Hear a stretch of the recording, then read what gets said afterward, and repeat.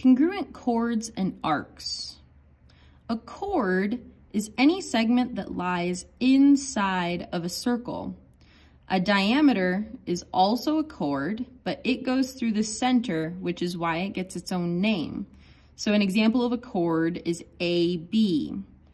HE is not a chord because it only goes to the center. Recall that HE is a radius, goes from the center to the edge of a circle. So a chord is one that goes all the way from one edge to the other edge of the circle. So another chord would be DC. Arcs are the arcs that go around the circle in chunks. Recall that a minor arc is less than 180 degrees. So for example, AB is a minor arc. But if you go greater than 180 degrees, you use three letters. So for example, A to B to I is a major arc. So today we're talking about congruent chords, so ones that are the same length. Just by looking at this diagram, I can see, and it looks to me like AB and CD are the same length. But how do you know? How do you prove that they're the same length? So two chords are congruent or equal in length if and only if their corresponding arcs are congruent. So for example, if I want AB to be the same length equal to CD, then the measure of arc AB, so remember we do the arc symbol above that, arc AB is going to need to be equal to the measure of arc CD. So we're talking about this A to D here is congruent to C to D right there. So their arcs need to be the same in order for their lengths to be the same. They are equidistant, equal distance, so equa stands for equal, distant for distance. So they are equal distance from the center,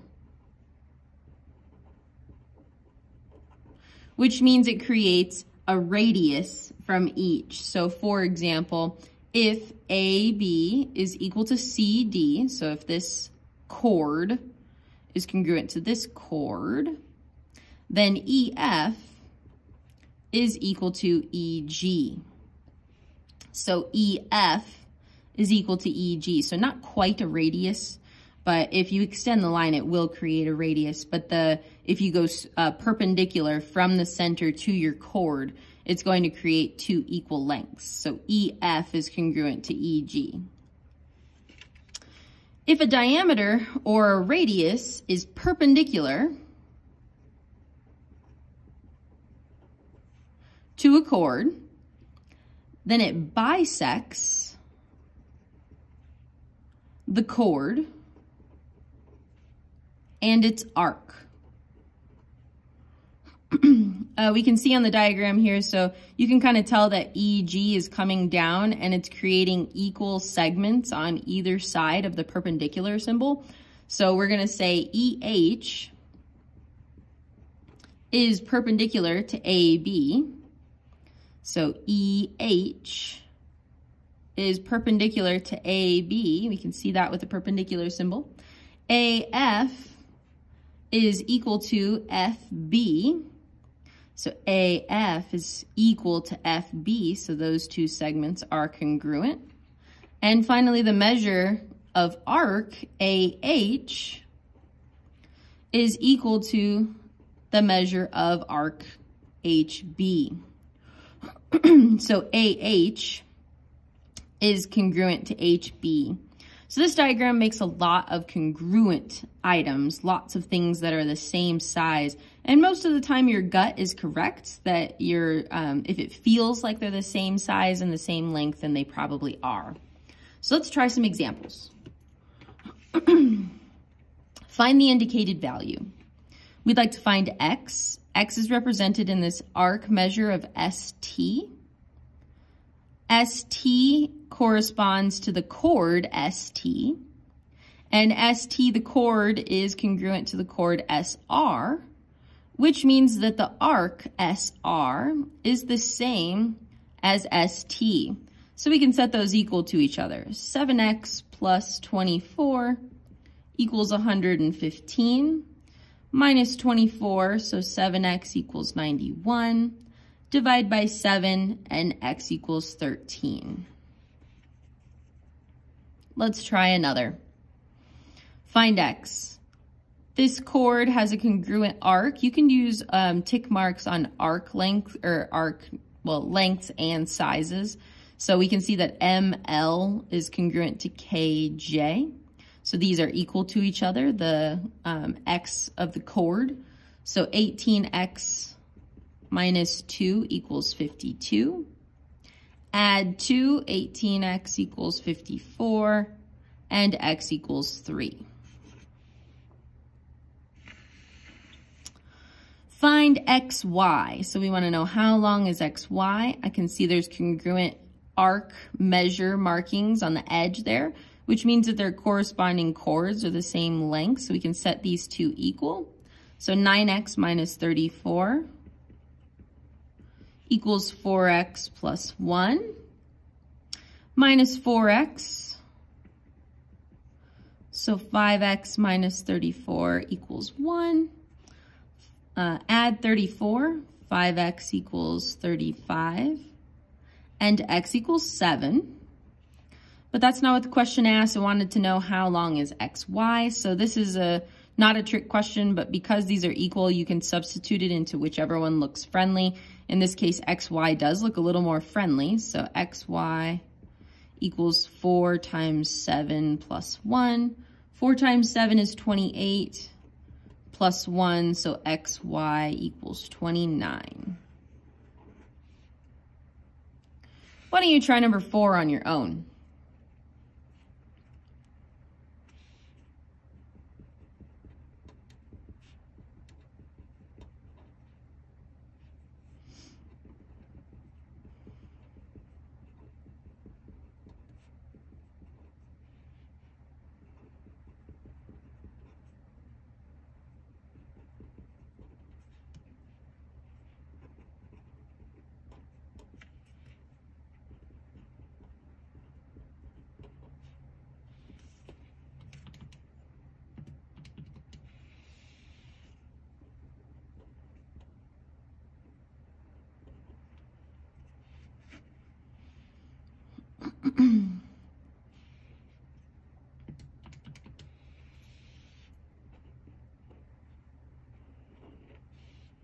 On this one, I went ahead and put a degree measure on it because it's the measure of an arc measure, and arc measures are measured in degrees.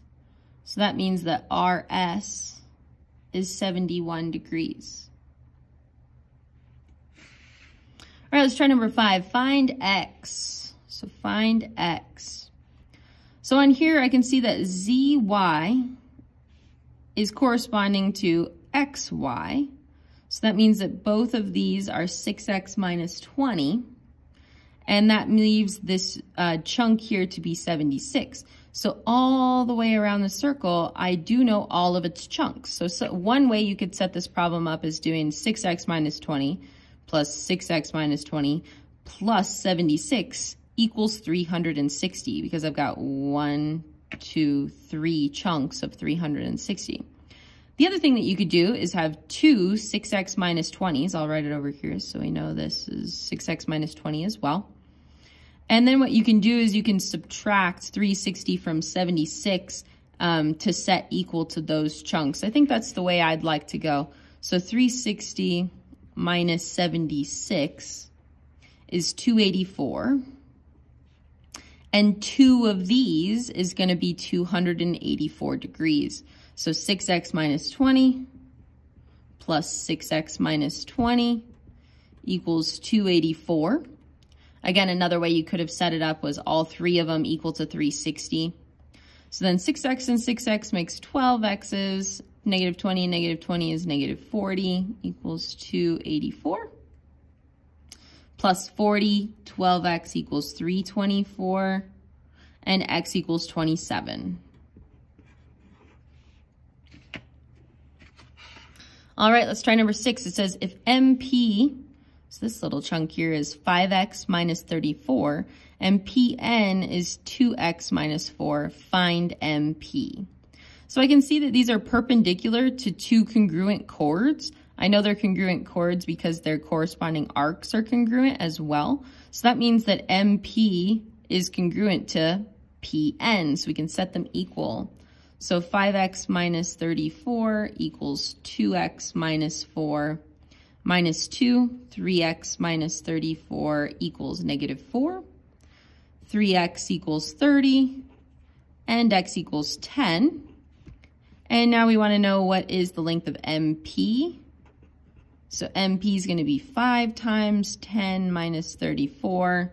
So it's going to be 50 minus 34, which is 16.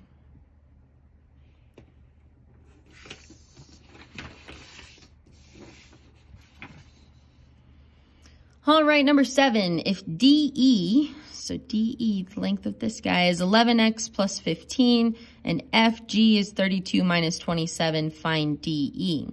Well, I can see that this perpendicular segment is congruent on each side, which also makes these chords congruent to each other. So again, we set them equal and we solve. So 32x,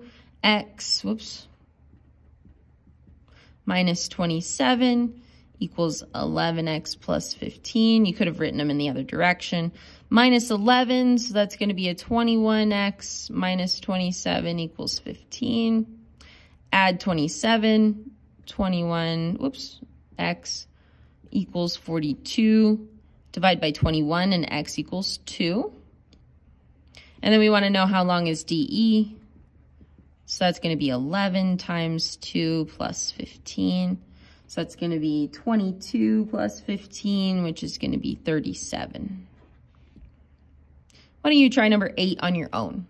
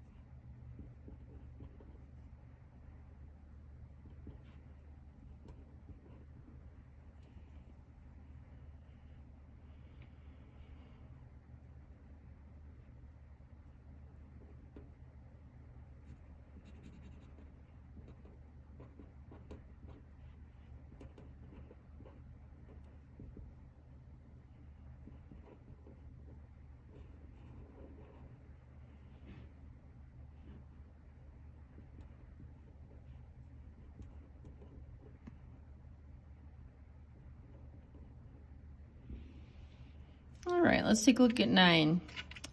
In circle Z, if RS, so this chord length, is 18, and TY is 42 degrees, find each measure. So again, RS is the length that they provided us, so RS is 18.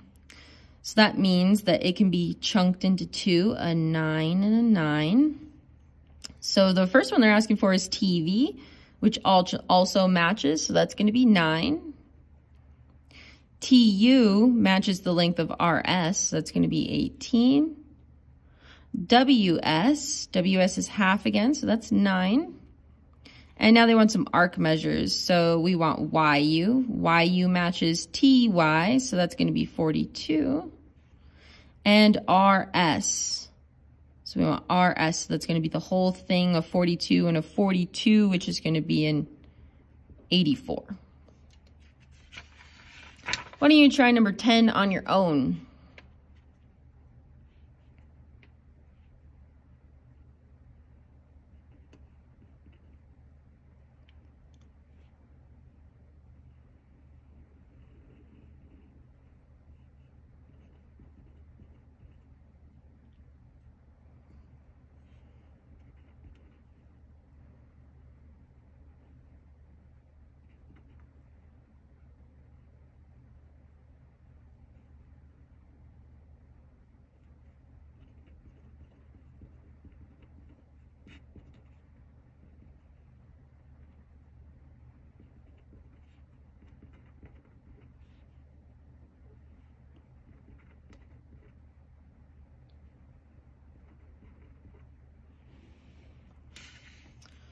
All right, number 11, if QM, so just this chunk here, is 6x minus 11 and MR is 2x plus 9, those are going to be congruent to each other, so 6x minus 11 equals 2x plus 9. Solve for x, 4x minus 11 equals 9. 4x equals 20, x equals 5. So MR equals, because we need MR first, because that's what we've got going on, MR. So MR is going to be 2 times 5 plus 9, 10 plus 9 or 19.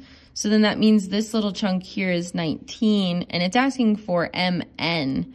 So we're just going to multiply that by 2, so that's a 19 and a 19, so MN equals 38.